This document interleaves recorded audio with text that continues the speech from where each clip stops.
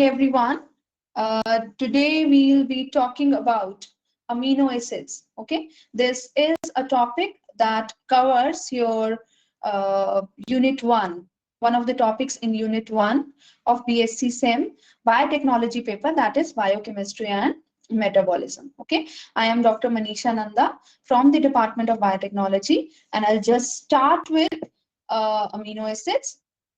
Okay, while going through this lecture, you learn about what is the role of these amino acids in biological systems, right?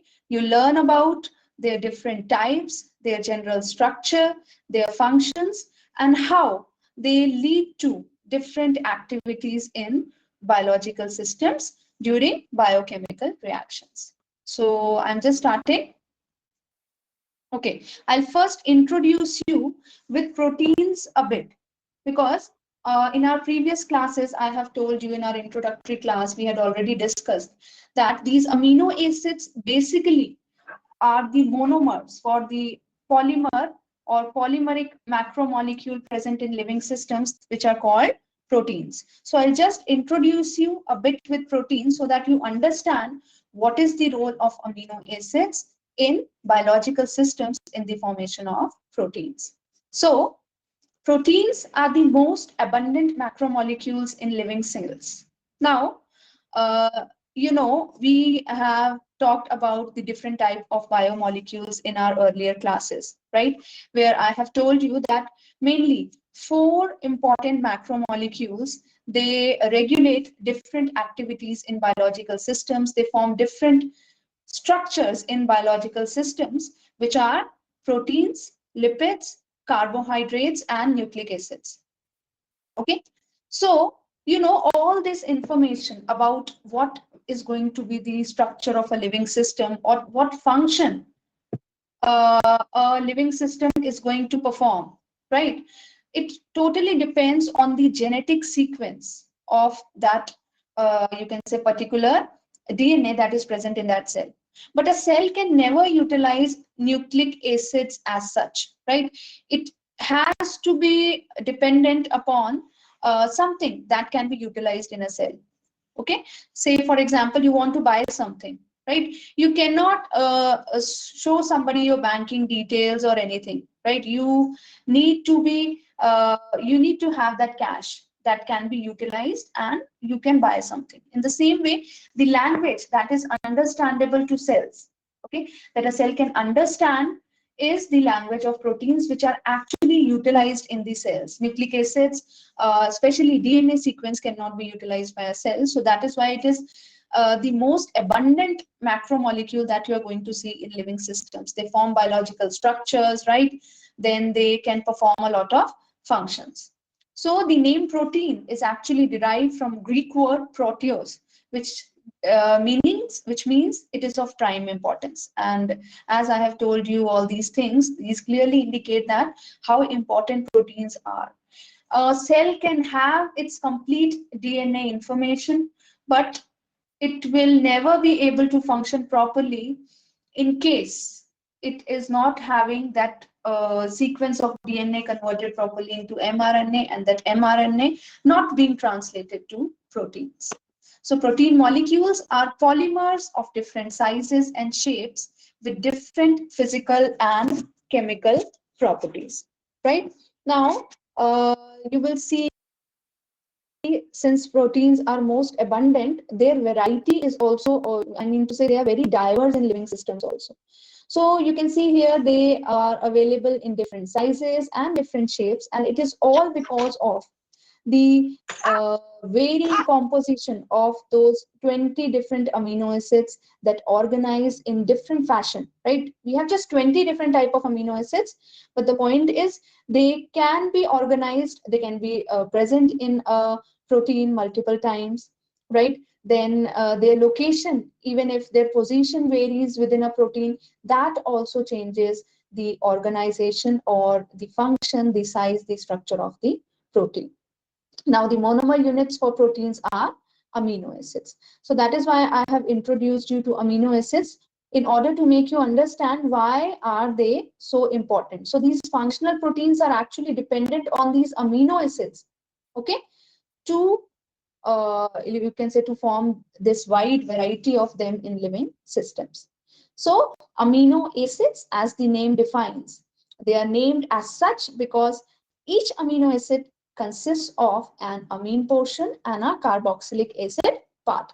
I'll just show you the general structure of amino acids and then I'll come back. You can see here it has an amine group also and a carboxylic acid group also. That is why they are called amino acids. Okay.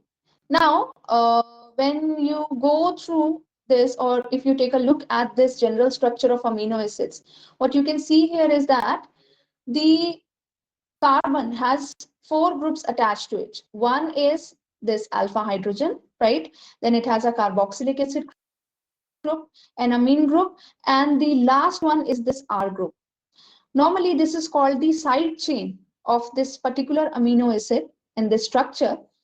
And all these 20 different amino acids, they are similar in this very aspect, right? All these three groups are same and they vary from each other in accordance to this R group only, right? So we'll just see what are these different type of R groups and how the presence of different R groups gives rise to diversity of these amino acids, which ultimately lead to diverse fashion of proteins also.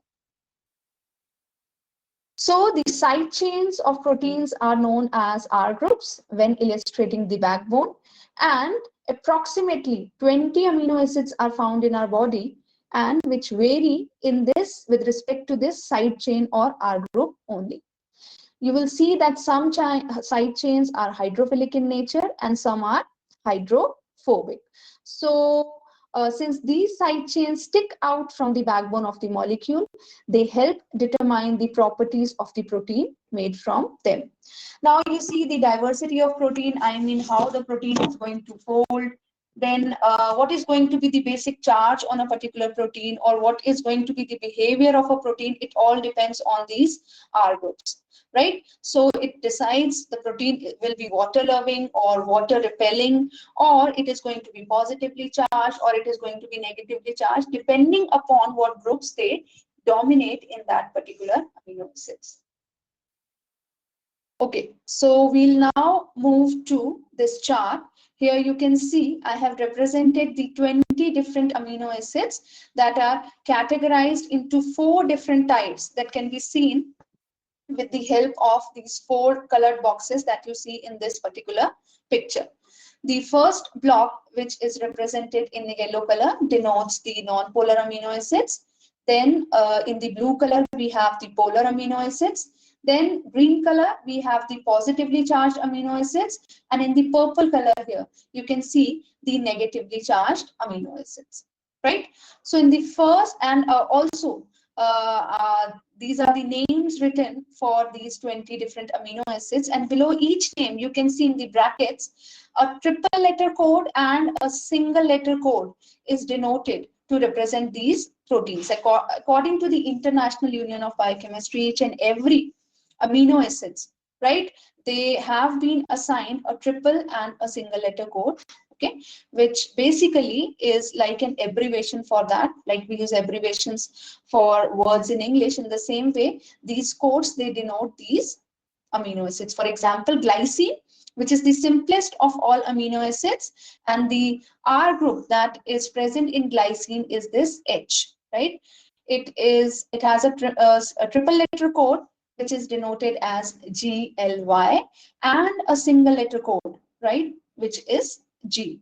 Okay, so we'll first take a look at these 10 non-polar amino acids. So the 10 non-polar amino acids are glycine, alanine, valine, cysteine, proline, leucine, isoleucine, methionine, tryptophan, and phenylalanine.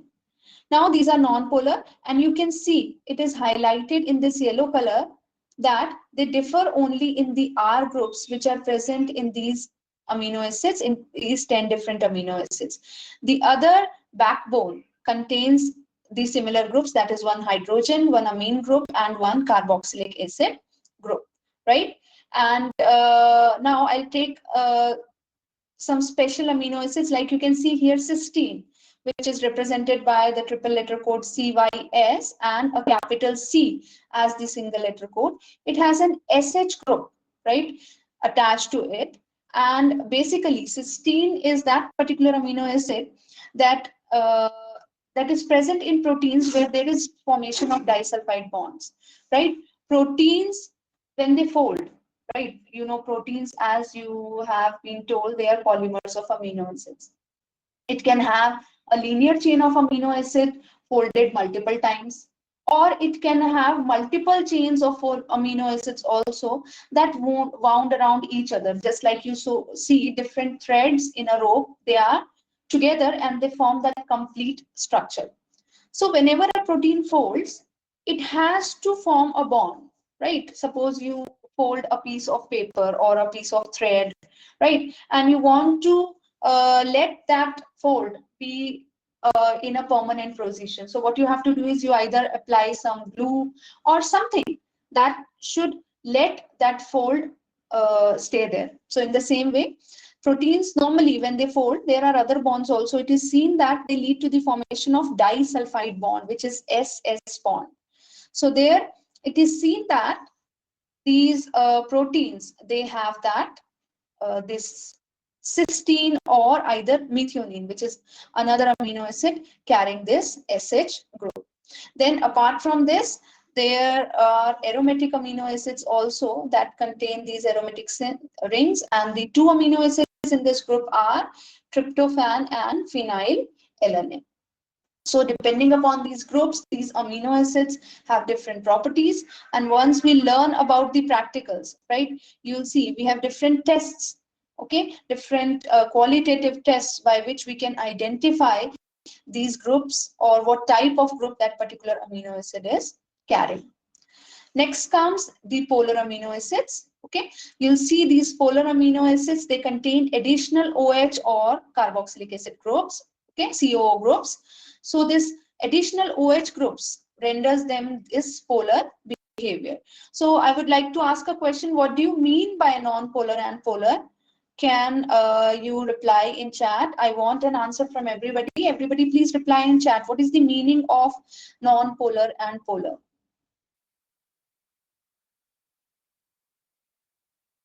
Okay, I want a response from everyone. I'm waiting for you.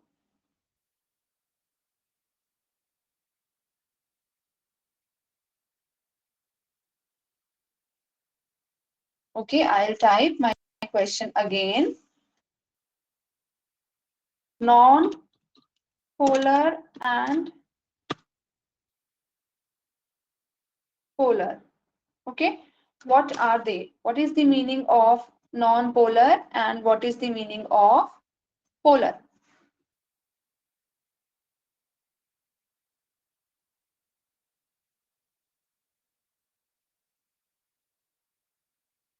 Okay,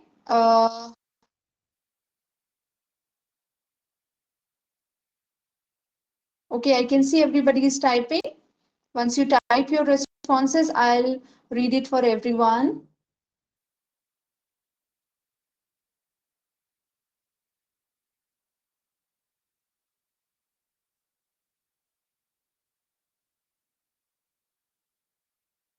Okay, please. You must have read about this in class 12th. You've just qualified class 12th and entered BSc 1. Okay, I can see Aman and Diksha typing. Chavi is also typing.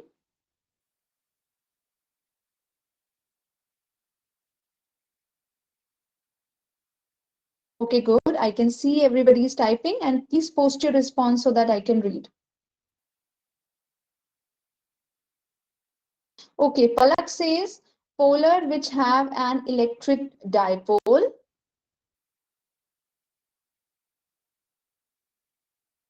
Okay, Palak, does it has to do anything with the solubility of these amino acids?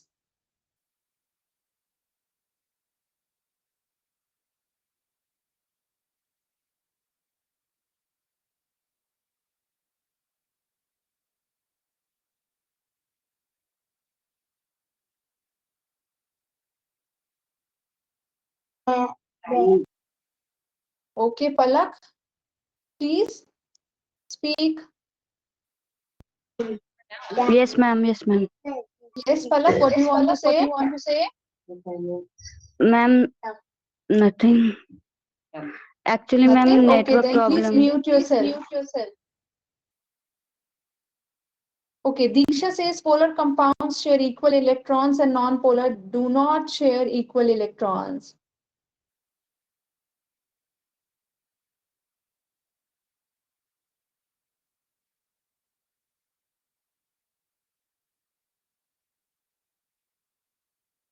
Okay, Niharika is typing.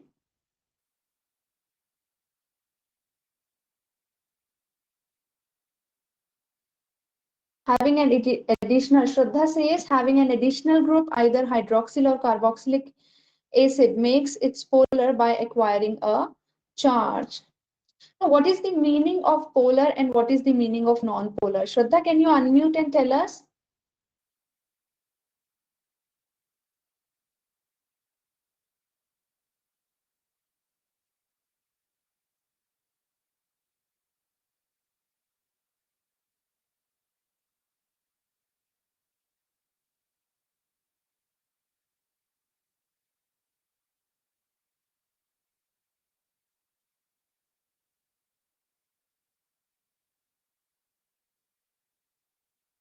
Okay.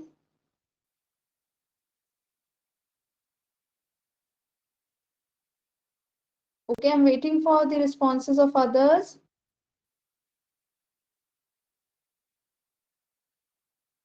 Okay, Palak says non-polar, which have no separation of charge. Niharika says non-polar, no specification with charge distribution, that is electric dipole. Polar have electric dipole. Okay, polar group contains, Chavi says, polar group contains atom that have difference in electronegativity. Okay, then I would also like to ask you one more question. What is the meaning of hydrophobic and hydrophilic? That will make it more easy for you. Hydrophilic and hydrophobic.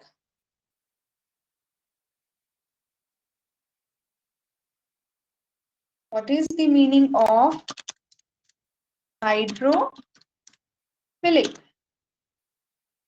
Okay, for all those, you can see in the presentation window, I have typed these responses for those to whom my voice is not clear. Okay, hydrophilic is water loving, Aman says water attracting, and what is hydrophobic? Okay, Palak says hydrophobic is water repelling. So I guess it is clear to all of you. Okay, so now let's get back to the negatively charged amino acids. Okay, and we will now learn about how a protein acquires negative charge or a positive charge.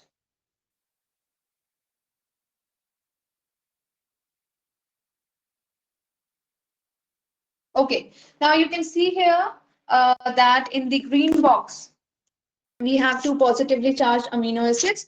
This is because they have additional amine groups present here. Just a minute, I'll just remove this tool. Okay, yes. So now the slide is clear. What you can see here is we have this three amino acids present which have positive charge. In this green box, one is lysine, the other is arginine, and the third is histidine. Okay, and you can see the presence of these additional amine groups renders these proteins the positive charge.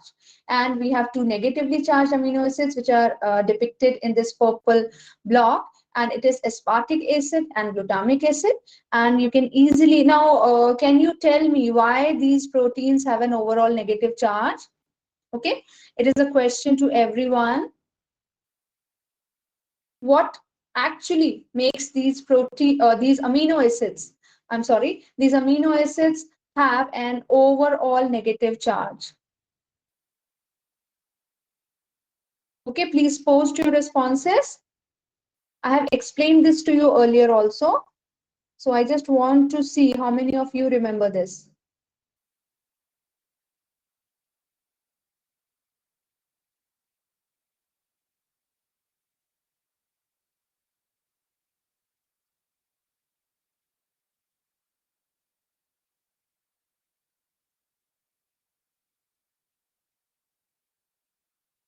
Yes, Shraddha says due to the presence of additional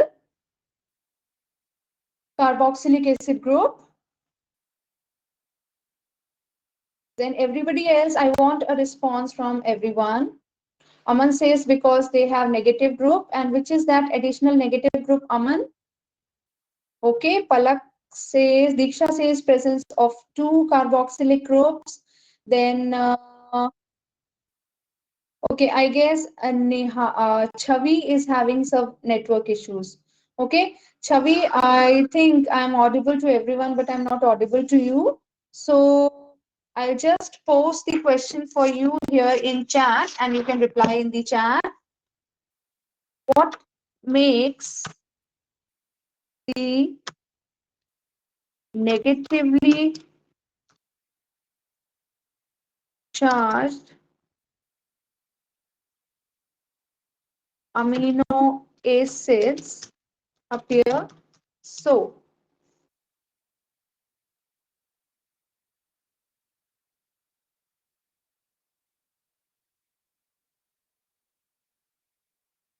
Okay, Chavi, you just have to reply to this question. Okay, already each and every one of your classmates have answered the question, so you can get the answer also. So this is these additional carboxylic acid groups that give the overall charge to these two amino acids to be negative. So aspartic acid is also known as aspartate, and glutamic acid is also known as glutamate. Now you can see here in this slide the diversity in the R groups in these proteins, right? They are aromatic, then the aromatic ring can be very simple, it is very complex. Then we have amino acids with additional amine groups, additional carboxylic acid groups. Then again, they have groups which can be either polar or non-polar. So all these things, what they lead to, what composition these amino acids are going to be present in a particular protein is going to decide what are going to be the properties of that particular protein. So it is these 20 different amino acids, their diversity, that is actually responsible for the diversity of proteins. No doubt, once you learn proteins, you'll see there are different carbohydrates also, or that can attach to proteins, that can add on to protein diversity. But if we take a look at the fundamental structure of protein, which is a polymer of amino acids, it is this diversity of these amino acids only that render diversity to those proteins. Okay, so now since this lecture had these images, right, and it is very difficult to upload a very lengthy lecture here. Okay, so I've divided this presentation into two. Now I'll upload the next part. Okay, the next part of amino acids. So please be patient. I'll just mute myself and upload the remaining part of the lecture in the second presentation.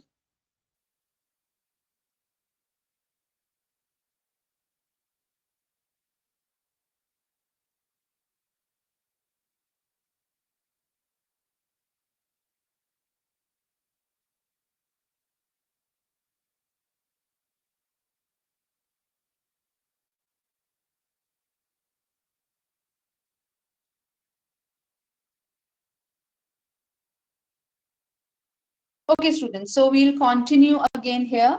Here you can see again, I have added one more chart to make it more clear to you. Okay, and here you can see that I have distributed the 20 amino acids again into different blocks. Okay, and I have made two, or in this picture, I have shown two blocks for non-polar amino acids. These are non-polar aliphatic R groups and non-polar aromatic R groups. I have explained to you that these proteins are these amino acids, they contain these aromatic rings, and then you can say polar and uncharged R groups here, and then we have positively charged and negatively charged amino acids here. So it is one and the same thing. You can see different amino acids, these 20 different amino acids distributed, but for your convenience, for you to understand the difference between the uncharged, charged, polar, and non-polar amino acids with aliphatic or aromatic groups, we have one more chart here that will explain things better to you. Okay, so let's move ahead. Now we'll talk of the properties of these amino acids. Okay, so each amino acids contain an amine group, that is the NH2 group, and a carboxylic acid group, as you have seen in the general structure. And these amino acids, they vary in their side chains, that is the R group. Now there are 10 amino acids out of these 20 that humans cannot synthesize, right? These are phenylalanine, valine, threonine, tryptophan, methionine, leucine, isoleucine, lysine, and arginine and histidine, right? Which are said to be essential amino acids.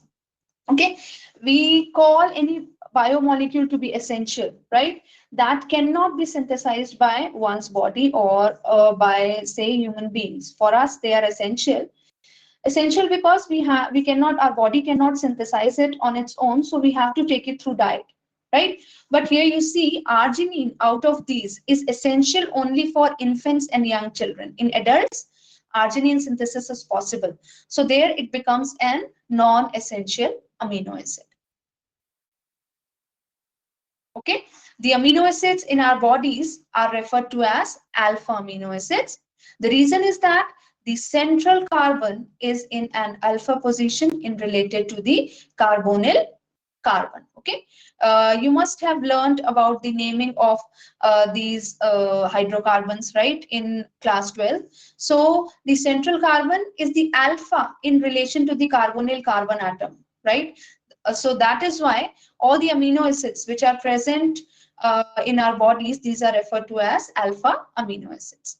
The carbon adjacent to the carbonyl carbon is designated the alpha carbon, as you can see here, and each carbon in the chain will be designated with a different letter of the Greek alphabet, right? I have written it here in text, but we normally denote it with their symbols, the Greek symbols alpha, beta, gamma, delta, and epsilon. As you can see here, it is mentioned in this particular figure. Now, the general structure of, or the general form of the amino acid is often drawn with the acidic hydrogen attached to the amine group. This occurs because amine groups are basic. So the amino acid has performed an acid-base reaction on itself. When the amino acids is in this form, it is referred to as a Zwitter ion. Okay, when amino acids are in solution, this is the form they will be found. Now, since they have this carboxylic acid group also and this amine group also with a positive and negative charge, so it is said that these amino acids, they show a Zwitter ion behavior, and when in solution, okay, it occurs in this charged form which is called the Zwitter ion. Now, the amino acids also show chirality. Okay, so a chiral compound must contain a carbon atom that is bonded to 4 different atoms or groups. Okay, it is said that when a central carbon has all the 4 groups attached to it which are different, it is said to be a chiral carbon atom. Okay, so once we have talked of the 20 different amino acids, you've seen that all those amino acids have different R groups attached to them, and all the 4 groups which are attached to the central carbon were different, so they show chiral behavior. But can you name any amino acid where we have seen that all the 4 groups were not different? When I had shown you those amino acids, can you name the amino acid which does not contain, or the central carbon of which does not contain all the 4 groups to be different? Okay, Shraddha says glycine. Niharika also posted the answer to be glycine. Aman posted it to be glycine.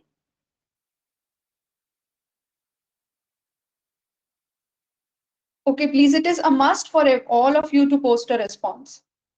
Diksha says it is glycine.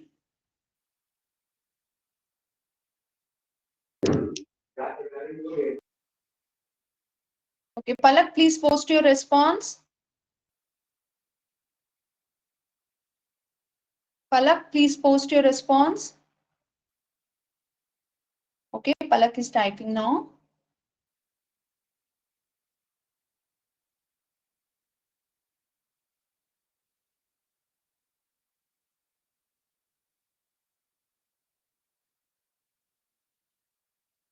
Okay. Okay, I'm waiting for Palak.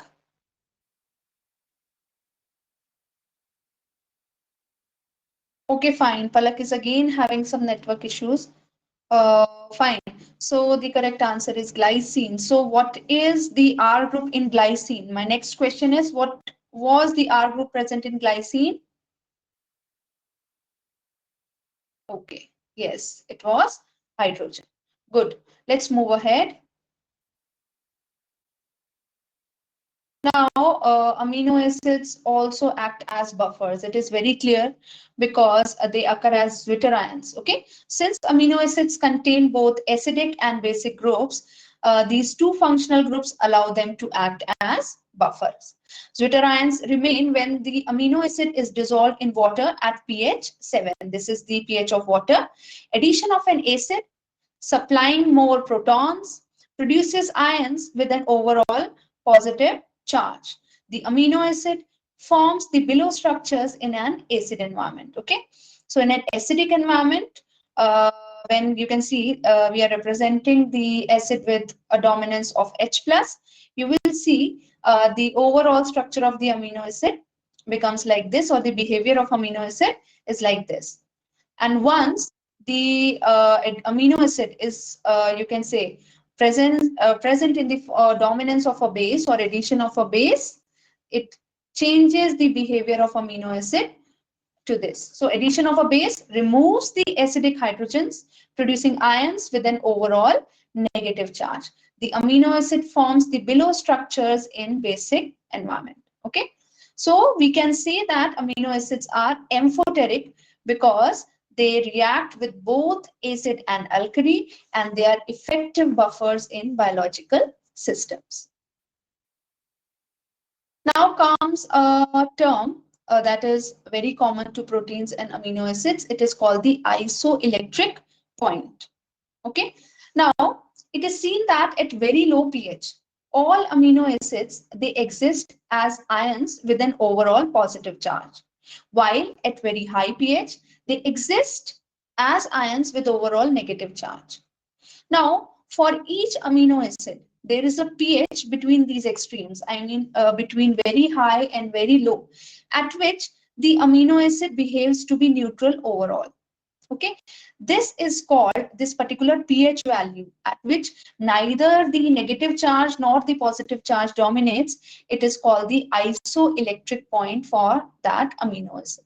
Okay, when it comes to proteins, again, depending upon the pH and the dominance of the carboxylic or amino acid groups, they can show different behaviors at very high and very low pH. But again, there is going to be a pH at which the overall charge on the protein will be neutral, and if you apply electric current at that particular moment, you subject that protein or amino acid at that pH to, you can say, electric current, and there will be no movement of that protein or amino acid because of that isoelectric point, because उसपे कोई भी charge नहीं, it turns out to be neutral. At this isoelectric point, the amino acid molecules will not move when placed in an electric field. The separation technique called electrophoresis, right? We have a technique, आपने सुना भी होगा, electrophoresis. It is the movement of charged particles under the influence of electric field. So at this isoelectric point, the movement of proteins and amino acids, it does not occur, and the separation technique electrophoresis relies on molecules with different isoelectric points moving at different speeds when kept at fixed pH and placed in an electric field. So this is a way by which we can at a particular pH, we can separate the neutral or the charged amino acids using this property, that is the isoelectric point. Once you'll move ahead in your course, you will learn about this electrophoresis and how it is applied in biological systems for separation of charged molecules. That also you will learn. Okay, so this is all about amino acids, the fundamentals of amino acids. That is a part of your syllabus, and that what you need to know to understand the behavior of amino acids in biological systems. So I hope it is clear to all of you. If you have any questions, please type in chat your question, and if you are okay, you have understood everything, then please type okay in chat. I'm waiting for your responses. Aman, Chavi, Diksha, Niharika, Palak, please post your responses, everyone.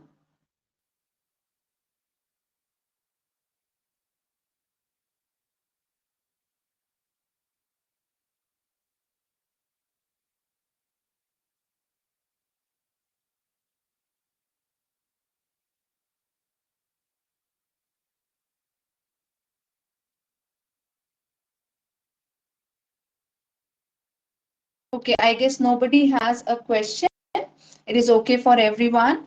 So thank you so much. I'll end the session now and we'll continue with proteins in the next class. Thank you so much. I'll end the session Thank now. you, ma'am.